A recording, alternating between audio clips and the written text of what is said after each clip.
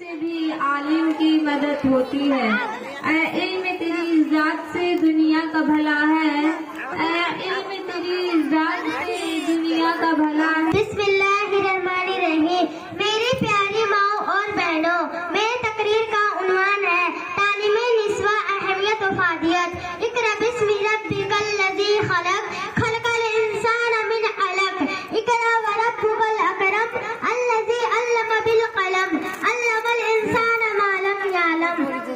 پڑھ اپنے رب کا نام جس نے تجھے پیدا کیا، جس نے انسان کو خون کے لوتھڑے سے پیدا کیا۔ تو پڑھ تیرا رب کتنا کرم والا ہے، جس نے قلم کے ذریعے سکھایا، انسان کو سکھایا جو تو نہیں جانتا تھا۔ اس آیت کریمہ میں نبی صلی اللہ علیہ وسلم کو سب سے پہلے جس چیز کی وحی کی گئی ہے اس میں نہ ہی نماز کا ذکر ہے اور نہ ہی روزے کا اور نہ حج اور نہ زکوٰۃ کا۔ اس میں کسی بات کا ذکر ہے تو علم کا ذکر ہے۔ علم کے فضیلت کے لیے شاید اس سے بڑی کوئی دلیل نہ ہو۔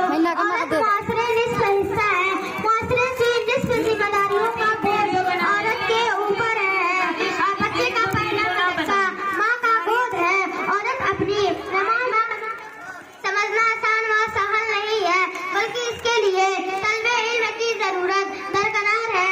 چنانچہ علم کو سیکھنا جس طرح مرد کے لیے ضروری ہے، اتنا ہی اس سے زیادہ بھی عورت کے لیے ضروری ہے، کیونکہ ایک مرد کو تعلیم یافتہ ہونے سے صرف اس کی ذات کو فائدہ ہے، جبکہ ایک عورت کو تعلیم یافتہ ہونے سے اس کی پوری خاندان اور نسل سنورتی ہے۔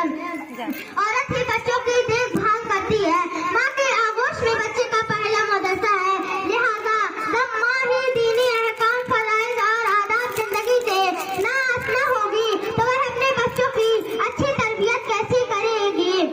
لہذا مرد کو علم سکھانے جتنا ضروری ہے اتنا عورت کے لیے ضروری ہے، تو اسی